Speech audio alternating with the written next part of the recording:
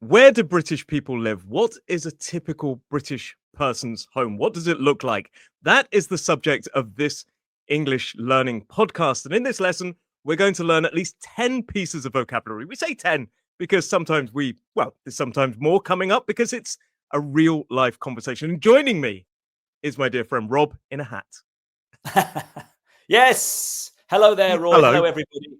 I thought I'd make an effort, wear my hat, but I think, shall I take it off now? It might get a little bit... Well, you are indoors. Yes. So I was trying to keep the sun off. I, I like it. So we're talking about um, where British people live, and we're actually talking about the types of buildings in this lesson. In the next podcast, we're going to talk about the inside of a British person's home, what it looks like, and we need to say that sometimes we say house and sometimes we say home. What would you say is the difference here between these two? Well, the house is, I think, the structure, the building itself. The Yeah, home could be anywhere. It's where you live, where you spend most yeah, of your time. So it might not be a house, it could even be a tent, could be your home in yeah. extreme circumstances. But yeah, home is where you live. House is the actual building itself. Yeah, and I could say I live in a house, but I think home has got this kind of emotional attachment to it, almost a warmth to this Mm, word. And we sometimes say a place is a home from home, like yes. the pub is a home from home because we spend so much time in the pub, or work is a home. My office is a home from home. But we're Yeah. going to talk about the type of sort of buildings that we live in the UK. What sort of house do you live in? I live in, well, it's a row of houses. So my house is called a terraced house or a terrace house. There's two ways of saying it. Yeah. A terraced house. Yeah. So on the end terrace. So on the end of a row of houses that are all the same, basically. A few bedrooms upstairs, a few rooms downstairs. Quite simple, really. They were quite common in sort of the Victorian era and also a bit later on. They would build rows of houses. They're all connected. They share walls. And like you say, this is one of our key pieces of vocabulary today: terraced and terrace. Both of these pronunciations is correct. Both of the spellings, we can spell it with a D or without a D. And I think over time, possibly we started saying terrace more because that terraced, that sound at the end, does sometimes get dropped in natural flowing conversation when it's followed. It's the elision of that sound in natural flowing conversation when followed by another consonant sound. So we've got a terraced house or a terrace house. So you live in an end of terrace. Yes. Yeah. What How about what you? what what are the what are the downsides of living in a terraced house, would you say? Well, because you're joined to another house, it means so there's just a wall separating you and the people next door. So you can hear people next door. That's one thing, I guess. Yeah. And you don't have any space around the side of the house either, of course. It's Yeah. one block. Yeah. Although I'm lucky, I say, because I live at the end. I'm very lucky. I've Yeah. got trees one side of my house, but this side over here, I have a neighbour, and she's very nice. Don't get me wrong, but I do hear her dog barking sometimes. Yeah. Yeah, and I think that's when you have interconnected walls. It is a thing, and also, but on the bright side and the positives, it kind of probably helps with insulation. It keeps them Yes. warmer, I guess. It keeps So warm. Yeah, definitely. And the other thing I have to say, living in a row of houses like this is very neighbourly. You get to see your yeah, neighbours, you get to talk to them and see them around. If you lived in isolation, maybe out in the countryside, you don't really see many people. So here, there's a bit of a community spirit, I would say, because you see people, nice. out and about. How So about you, Roy? in America, I live in technically my house is a semi-detached, but I think it's classed as an end of terrace because there's a slight bungalow attached to one. So there's some key vocabulary there that we've got, Mm, got to talk about. I've just covered two there. A semi-detached house. So if a house is on its own and an isolated building, we call it a detached house. If there are two houses kind of pushed together, connected but not in a row, we call them a semi-detached. So it's like half separate, basically. mm, So technically there, but there is a bungalow on the side. So detached house is connected to nothing. Semi-detached is connected to one, and a bungalow is a single story. Um, it's got one floor on it, building. So there's no stairs in mm. a bungalow. But Yes. in most houses in the UK, there are stairs, detached and semi-detached. But yeah, Yeah. bungalow. So I'm kind of end of terrace, but also sort of semi-detached as well. Because yeah, Mhm. it's a very Okay. unusual style of housing where I live. But made of But yeah, brick, so I assume. Made of brick. yes, or yeah, most houses in the UK are made of brick. Yeah. But you do kind of see on the outside there's some other new materials being used, but most houses in the UK are made of brick, which are these kind of stone things, these sort of oblong square objects that are built on top of each other, Mm. together with cement. So yeah, Yes. that's where I live. There's a lot of vocabulary there that we've already covered. I think this Yes. podcast is almost no, it's not finished. We've got so many words to cover. But do you own your own home, or do you Mm. do you rent? No, luckily I own my own home. But I say luckily, it still means you have to pay money to the bank, don't you? What we call a Yes. mortgage. You borrow Yeah. money to pay for the house. But eventually, once you've paid your mortgage, then of course you own the house. It's yours. That's different from renting, where you pay somebody else all the time. You don't pay off a loan as such. You're just paying to live in somebody else's house. That's rent, isn't it? Yeah. Yeah. No. Absolutely. I mean, and that's one of our key pieces of vocabulary, a mortgage. And notice the T is silent in mortgage. We don't say mortgage. Mortgage is a specific type of loan for buying a house. We don't use it in any other way. It's specifically, and it's got this like the word mort. It's kind of got that, or the first part of it. It's related to death. It's like a Yeah. loan until death, and that's what it feels like sometimes. So when you buy a house in the UK, you apply, well, unless you've got a ton of money in the bank, you apply for a loan from the bank, which is called a mortgage, and then you can buy the house. It's a bit of a process. Mm. But before that, you need to go to an estate agent to have a look. Well, not always, but there's online versions, but an estate Mm. agent. And an estate agent is the person who functions as a kind of, they show you different how they'll take you around different houses and they'll kind of present these things. They basically sell houses. Yes. Yes. Yeah, it's quite a fun job probably because you go around and see so many different properties. Property is a Yeah. sort of term to describe all kind of homes, a Yeah. property. Yeah, they get around, show people around different houses and different properties, and get to nose around as well. And of course, their main goal, I would say, is probably to make commission on the sale and make a bit of money because that's how they make Yeah. their living, I guess. Yeah, and I think property goes a bit further because we can also say property, commercial property, which is for Oh, yeah. warehouses and things like this. So property, I think, is kind of a building slash land, because you can also buy land in the UK, but you need to, if you want to develop the land and build your own home, you need to get planning permission, and that's where you apply to the local council to get permission to build. And it can be quite a long-winded process, a very long-winded long-winded process, a long process. Mm. Um, but yeah, so we talked there. So you can buy a house if you can't maybe afford to buy a house, or you're only intending to stay for a short period of time or a period of time. What do we do instead of buying? Well, that's when we rent a Yeah, property, and you can do that. I mean, to find somewhere, it's a case of either hearing on the grapevine, sort of gossip that somebody's renting nice. somewhere, or maybe you could look online. And then there are places like an estate agent. There's a letting agent, so you can go to an office and say Yeah, where they have all their rental properties on show, and you can say, "I'm looking for someone somewhere in this budget. Can you help me find somewhere to rent?" yeah. And if you rent directly from a person, they're called your landlord or your landlady. And to rent, we rent is when we pay the property owner to live in their house and they let it to us. This is another verb, to let it to us. So we rent and they let the property. So quite commonly you see uh, signs saying to let, which I always find quite funny because I think it sounds like toilet, which makes me get, I look at a house and go, oh, I'm not staying there. It looks like a toilet to let. But this is the thing. So they let the house and we rent the house.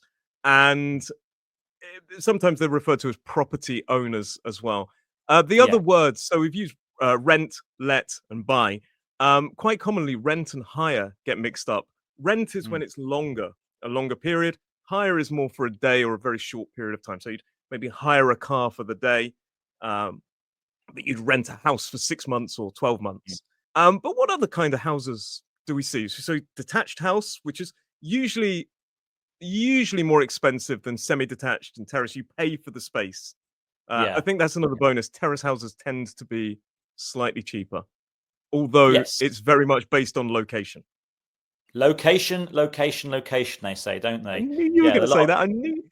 Yeah, Yeah, yeah. Where you live is a big factor in how much your house costs as well. It's not just about the value of the bricks and the windows. Yeah, yeah, it's where you live. So if you live in a nice place, it's going to cost you more, isn't it? So yeah, which is why I live in a small house. I live in a nice place, but I live in a small house because I can't afford some of the big houses up the road. What we might call a yeah, mansion. Even a mansion is a huge detached house, almost looking like a castle, isn't it? It's got big gardens and loads of bedrooms and stuff like that. That's yeah. my dream, but I'm not there yet.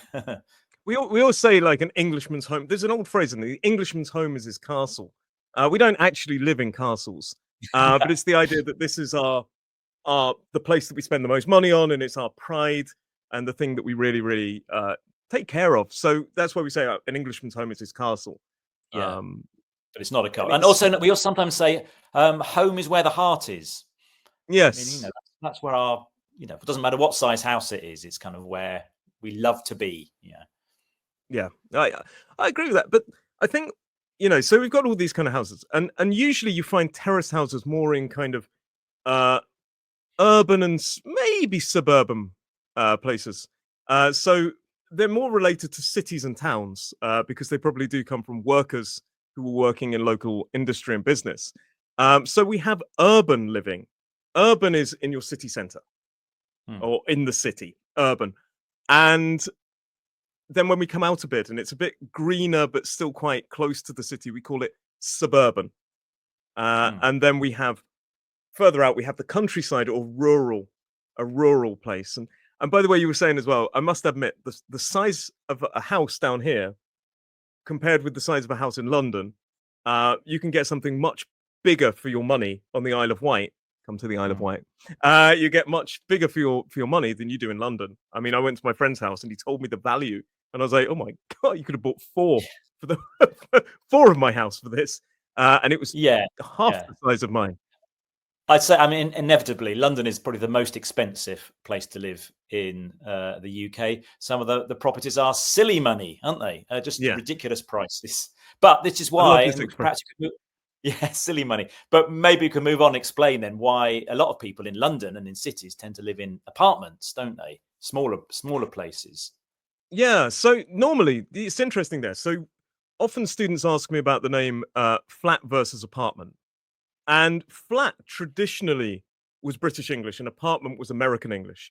Although you kind of start to see the word apartment coming into British English a bit more now. You see it. I mean, I even looked on one of the property sites just a moment ago and it says flat slash apartment. Some people try to differ them, saying that apartments may be split over two levels, things like this. But fundamentally, they're the same thing. Mm. Traditionally, a flat is just more of a British word. Um, and a flat, I suppose we should explain, is on one floor. It's like a kind of part of a building. Usually on one floor, it's a part of a building. It's got all the rooms you need, but it's like on a like floors, and maybe you see them in blocks. Yeah. So we'd say a block of flats, which is a like a building of flats. And in America, they say an apartment block. So it's the other way around. We don't say a flat block because that doesn't sound right. We say a block of flats or an apartment block. We wouldn't Can say we a also block of say, apartments. yeah, I was say, can we also say high rise? People live in a high rise, so a Yeah, block of flats. They live up high. I think that's more of an American term that's kind of creeping in. A high-rise Mm. flats, I suppose you can. It means it's just really, really tall, doesn't it? Mm. So yeah, high-rise buildings are quite tall buildings, but I think some buildings. So you can get flats that are basically like a house, but on one level. But some of them, you know what I'm going to say, they're really tiny. Have you ever lived in a studio? No, I haven't, but I have visited quite a few studio flats. They sound great, don't they? Studio flat sounds quite Yeah, trendy, but it's not. they are. I stayed in one for I because I lived for a while in Paddington in London, and I basically rented a studio, and location brilliant, price high, studio flat not so great. and it's basically where it's all contained in one kind of room, maybe uh, two rooms if you've got a separate bathroom and toilet. You usually have a separate bathroom and toilet, but your kind of living room, your bedroom, and your kitchen are all in one, often quite small space. And it's not the you're basically just living in one room with the toilet. Yeah, That's what we call a studio flat. So if somebody yeah. says I live in a studio, think probably quite We small. we might say there's not enough room to swing a cat. I Meaning it's very was going to small. say that. So not enough room to swing a cat around, or sometimes people say not room to swing a dead cat, which I think makes it even more morbid. But yeah, basically this idea that you couldn't get a cat by its tail. Where is this expression from? That's awful, isn't it? Very Really, when you think cruel. about it. But it's the idea of grabbing a cat by its tail and you can't. It would hit the walls. Mm, So yeah, so I might have to Google the origin of that, where that's mm, from. But yeah, so these are the kind of houses you see, and you don't really see studios in rural locations or even sort of suburban locations. Flats, apartments, they are more sort of central in the city. As we mm. get out from the city, you see things more like cottages in very Yeah. rural kind of the countryside. It's what I think most kind of English language learners think we live in. Mm. Would you ever Yes, it's own a not. cottage? I would like to own a cottage, actually. A beautiful sort of little old. They tend to be old, don't they? Cottages. They're old Yeah. buildings. Maybe even in some extreme cases, they're thatched, so the roof is made of Yes. straw, not even tiles or anything like that. It's actually made of straw from very olden times. But yeah, they're very quaint. They've got a nice little what you call a cottage garden, which is kind of Yeah. compact but beautiful little garden with lots of flowers growing in it. I mean, sounds idyllic, really. Yeah. So some great words you just used there. We're gonna have to go over that. So first of all, you Okay. said, as you say, thatched roof, which is made of kind of straw, and they need to be replaced roughly every, I think, 20 to 30 years. So it's not as bad as people imagine. Um, but thatched roofs, this is quite traditional these days. We tend to use slate or tiles for our roof. And then you said quaint, which means cute and small and kind of very beautiful, but also quite, picturesque. This idea it's like a picture. And then you say idyllic, which means perfect. Mm. Brilliant. Brilliant language. Yeah, I'd love Thank to you. live in a cottage. I don't think I'd Yes. like to. I don't know how many people still do thatched roofs. So I don't know how hard it is to get your roof rethatched or, Well, if you need it. you need to find a Thatcher to do it, don't you? Oh, very good. Yeah, Thatcher is the person that does it. Maybe that's a job industry for anybody out there. Mm, I think it maybe, yeah. is a dying But, industry, if I'm totally honest. It's not as common as it but the once other, was. yeah, the other problem with cottages because they're quite old, the ceilings are quite low, aren't they? So you're kind of stooping a lot Yeah. of the time as well. Well, you do. Maybe I people don't. were You're shorter taller in than the me. olden days. Yes. I lived in a Victorian kind of terrace cottage, they called it. It was more like a Victorian terrace house in Aylesbury. And it was traditionally the kind of railway workers' cottage. And it was kind of a terraced cottage. They did have a cottage feel, but not thatched roof. And I must admit, even I felt huge in there. I felt really, really Mm, tall. You'd step in and have to sort of stoop, which is where we lower a yeah. bit to go under a beam. There was a wooden beam, that kind of thing, to go through into the place. But yeah, it was a lot much uh, smaller. However, Victorian, I think they did quite high ceilings, or was it Georgian? So a little bit later on, Mm, they did very, very high ceilings. Victorian yeah. houses, particularly if they're quite substantially like big houses, tend to have quite high ceilings. This is a word that we're going to talk about next, but they have high Mm, ceilings. And yeah. of course, on the opposite end to a studio flat, you've got a mansion. Mm, yeah. Yeah, That's right. A mansion is big house, isn't it? Yes. Yeah. You can get kind of terraced mansions, I believe, but they are seen as a huge house. Usually they are detached. But if you go to places like Bath or even in central London, you can see them referred to as a mansion. Um, and it's more about it being rich. It's a status thing. But quite commonly, a Mm, mansion is this huge, maybe 12, 15 bed property, usually owned by the traditional elite, with a huge amount of land attached to mm, it. yes. And yeah, which is But where I you was going live, to say isn't it? bigger than that, of course, is a palace where particularly the Yes. royal family would live. But yes, they're far and few between, and not for the likes of us to live in. No, no. And yeah, to be honest, I wouldn't like the cleaning bill, No. because I don't think I could manage. I don't think I could clean a mansion by myself. I'd need a team, and Mm. therefore, yeah. So I mean, they're not very practical. You see a lot of kind of mansions being converted into flats, so they've been repurposed. This is something we Mm. do a lot in the UK, and something we haven't thought about talking about, but we quite often sort of repurpose buildings, or we kind of renovate them. So if it's an old house, we may renovate it and make it new. So you've got a Victorian house on the outside, but inside it's very modern. All mod cons, as they say, very, very Mm. modern. And sometimes as well, you see these kind of repurposing and renovation projects where Mm. they turn churches or industrial buildings into homes. Yeah. And I love that about the UK. I really do. Yeah, there's some amazing designs, aren't there? Or changes, refurbishments to old buildings, school buildings as well, old railway stations. Sometimes people buy up old railway stations, convert them into a house somewhere to live, which is Yeah. fantastic. And by the way, when you were saying stations, we're not talking about Euston or something modern. We're talking Not a about these big kind one. of old Victorian buildings, usually that were shut down in the 60s. There's quite a few near my house, and I have always had my eye on it. I'm always looking at. I would love to live in an old station. I think it would be perfect for me because sometimes you get the original features, and you still find the Mm. platforms. And for me, that gives me joy. There's one down the road, and it was just up for sale. Sadly, I couldn't get the mortgage, couldn't afford it, but oh my goodness, what a dream house that would be for me to Oh, live in. So lots of good vocabulary. A few other things we need to mention.